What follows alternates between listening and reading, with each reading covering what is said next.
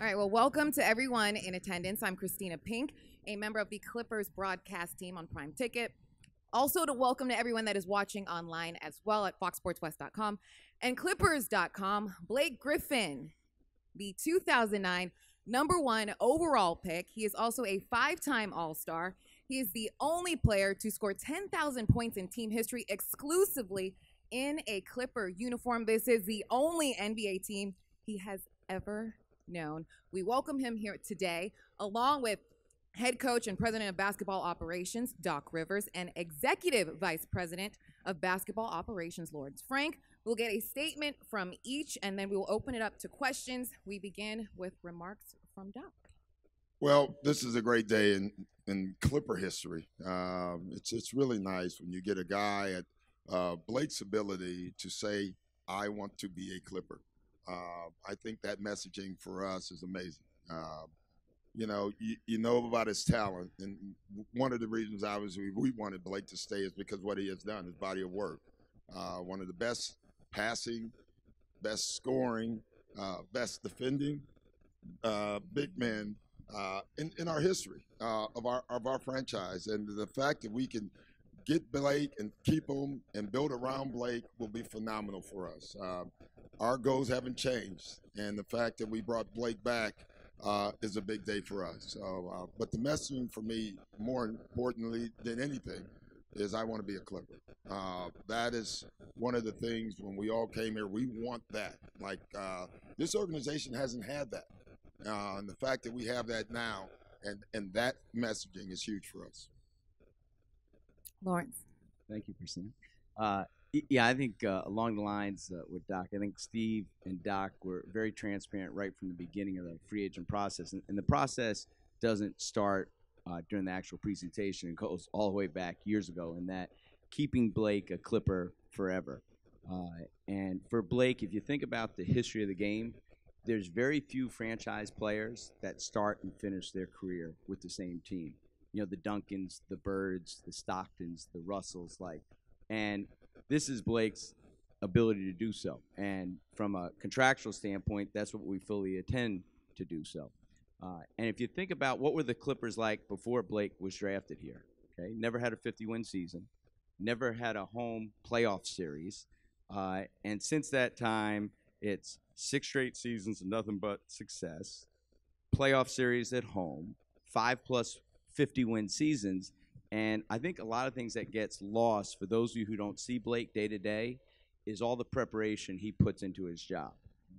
He's as disciplined and as focused as any player or person that we've been around, is that he makes basketball and everything that it takes to get ready about being a great player, he makes that his first priority. And I think, Steve and Doc both felt very, very strongly, that with Blake, let's make sure we can get this done as quickly as possible. And obviously we couldn't get done until Blake said yes. But this is a great day, as Doc said, in Clipper history. And we look forward to many, many great days, because as Doc and Blake talked about, we still have a lot of unfinished business. Although there's been great success since Blake's come here, there's obviously a much bigger goal. And I think when Blake signed up, that was the number one thing. Blake is about winning. He's about winning a championship. And about being part of the best possible team that we can put together for a sustainable period of time. Blake.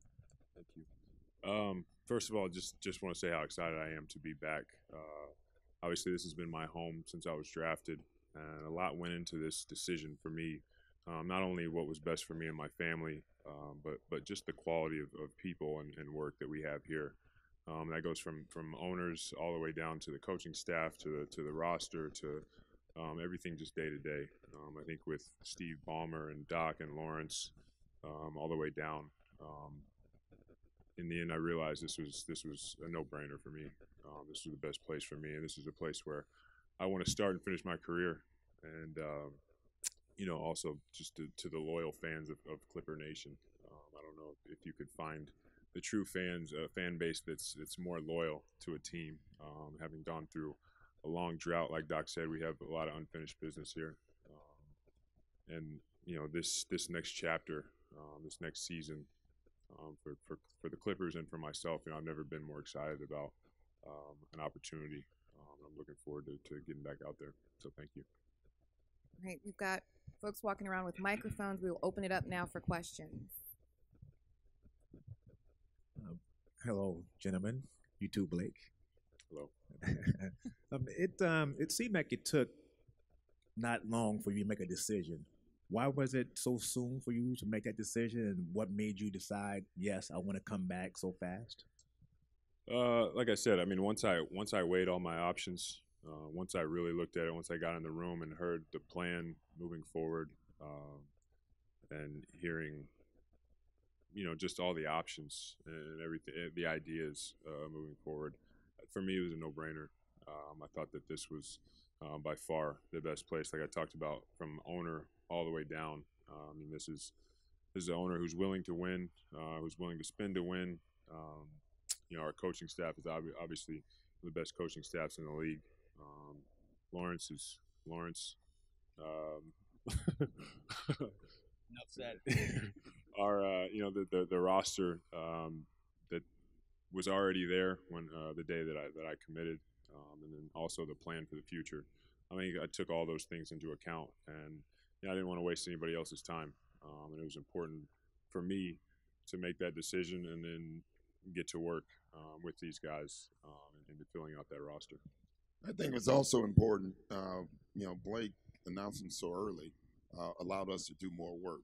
I thought that was very important. I think that was big for Blake. He knew if he was coming back, he wanted to tell us so we can go out and get the other guys and tell the other guys this is who's coming back. And a lot of players don't do that. And I thought that was huge for us. And it was a big thing for Blake as well. It's for Blake and Doc. Blake, how do you anticipate what you do changing, if any, with a new point guard? And also, Doc, how much have you guys talked about life without Chris and how that will affect Blake on the court? Yeah, I mean, I think obviously our team looks different, but I'm extremely excited about the guys that we've gotten. Patrick Beverly, I was talking to my brother the other day. He's given people fits since college. We played against him my second year in college, and his team handed us our first loss of the season. And he was the guy that stuck out to me in that game, more so than anybody else. And Sam Decker, Montrez, Lou, all the guys that we've gotten, even the guys that we've drafted, I'm extremely excited about those guys. And the opportunity to play with those guys is awesome. I do expect my role to change a little bit, but at the same time, we have plenty of help, and we're big and we're fast, and that's exciting to me. Yeah, echo, what Blake said, and obviously you don't lose a Chris and think you're going to play the same way. You have to play differently. He's that dynamic, and so you do, and that's what we'll do. We have a ton of versatile players, and one of the things that Blake said that the reason I really like this team is our size. The fast, the versatile size that we have. Blake, obviously right here in front. Yeah, the trade for Chris Paul happened before you signed. Did any of the new players reach out to you? And what are your thoughts on the addition of Gallinari? Yeah, I talked to Pat and Sam right away. I know Lou was in China and some other guys were around, but I talked to them almost right away. They reached out and kind of started that recruitment process. I would say the same day, I think it was, that trade went down. So it was nice to hear from those guys. Like I said, I'm excited about having those guys back. Danilo adds, he's a guy that since I've come into the league, he's one of those guys that's tough to defend just because you never know what he's going to do because he can shoot so well from three. He can put the ball on the floor. He can make plays. I think he's just a smart basketball player, and I think you can never have too many of those guys that just know what to do and what in certain situations, because then you're all on the same page. Yeah, Blake, over here. Is this your team now? And if you believe it is there added responsibilities that come with that? That's never really been a concern of mine. My biggest concern was being prepared every summer, going into the season in shape, being on the same page with my teammates. And trying to help us win games, being a leader for us. And that thought is, I think that's something that on the outside you hear, but within the team, I don't think I've ever heard a guy say, hey, man, It's just my team. Whose team do you think this is? You know, it's just not how it is. So if it's not like that on the inside, then why are people so focused on the outside? Is my opinion, and we're not. So I'm looking forward to this next challenge with this new team. Blake, right here. Congratulations on signing. Thank you. What is the status of your injury, and do you expect to be back by training camp? Yeah, from everything, I've met with probably 5 different foot specialists before surgery, and everybody's conclusion was that training camp was a very realistic possibility. So I expect to be ready to go by training camp. Within the next few weeks here, I'll be able to get on the court and ramp up things there. So it's been nice to be on the court, just doing ball handling and free throws and stuff like that. But just taking it week by week, really. Blake, right here in the front. So, congratulations on the contract. Thank you. How exciting is this for you to be in this situation, and how many new family members have you found out that you had now that you signed this brand new deal? It's exciting, like I said, because this is what I've known. This is home, and this is the place where I started my career. As for the family members that we've kept them away for now. That's Sam's job. The new ones. But it's like I said, it's an incredible opportunity, and I'm glad that this is the place where I'm going to be for the next 5 years. This roster now, how do you believe this team is positioned to do what you guys want to do, which is obviously get to the Western Conference Finals, which this team has not done yet, and win a championship? How is this? How are the expectations different from the roster you guys had last year? As far as the expectations, I don't know. I mean, this team is clearly different. Like we've said, I mean, the size and speed on this team is exciting, and I think playing in transition, getting out, keeping the ball moving, playing free is something that we're looking forward to. But I think we're well equipped. I mean, I think we have guys at almost every position who can put the ball on the floor, who can knock down shots, who can make plays, and who can defend. And that's, I mean, as a basketball team and as a basketball player, coaching staff, like what more can you ask for from your guys than having those qualities? Doc, another player in the league was introduced yesterday as bread falling from heaven for the Lakers here. I wanted to find out, how important do you think that Blake joined your team, and can you make a reference, a metaphor of how important Blake is for this team? You got to repeat the question. I just heard heaven. Oh, I'm sorry. I'm sorry. That's good. Kentavious Caldwell-Pope was introduced as bread falling from heaven yesterday.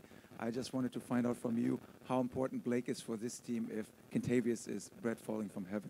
Well, if that's coming from heaven, I don't know what Blake would be then. I mean, my gosh.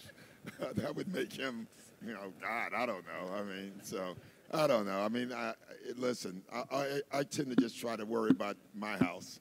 You know what I mean? And our house is pretty good, so we'll just leave it there. You're a comedian now, huh? No, Blake, over here, when Chris left, the implication was that he thought you all couldn't win a championship here. How much motivation is that for you, being sort of one of the guys left behind? I don't need any extra motivation to win a championship. Nobody's words or anything can motivate me any more than I'm already motivated. That's been the goal since day one, and we've done everything we can to do that. We've obviously come up short, but so have a lot of other guys and a lot of other teams. So the motivation is still extremely high, I would say. It's not going anywhere, and it won't.